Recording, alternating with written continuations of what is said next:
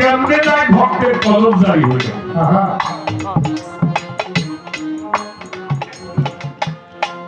গায়ে বাকি নকশা আছে, জানতে চাই দয়ালের কাছে। আমি জিজ্ঞেস করছি বড় আশা নিয়ে, বড় কলমের দরজা কয়টা, খুলে বলো তার মূল 12টা, কোন দরজায় কোন মালিক হয়ে দাঁড়ায়।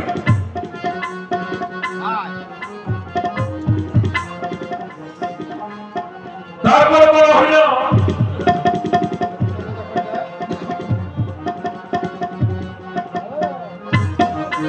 সরকার রশিদ বলে কোন দরজায় উকিলে একটা মসজিদ সামনে মিলে, আবার কোন নামাজ হয় দরজা খুলিয়া শুনি একটা পাখি ইমাম হইয়া মুক্ত নামাজ দেয় পড়াইয়া পরে 3 সাগরের পানি দেখা হয়।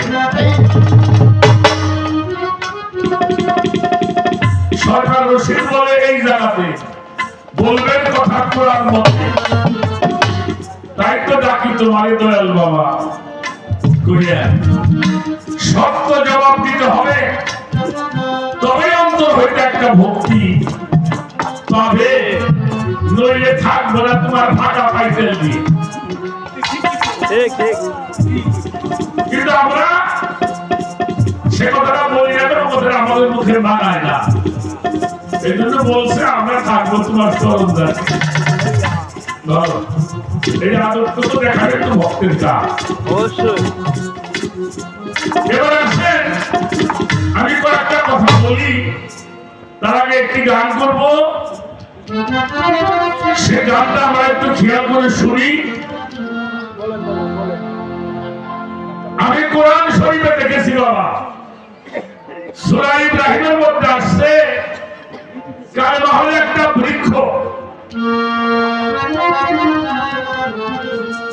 সাজারাতি, সাজারা মানে হলো বৃক্ষ,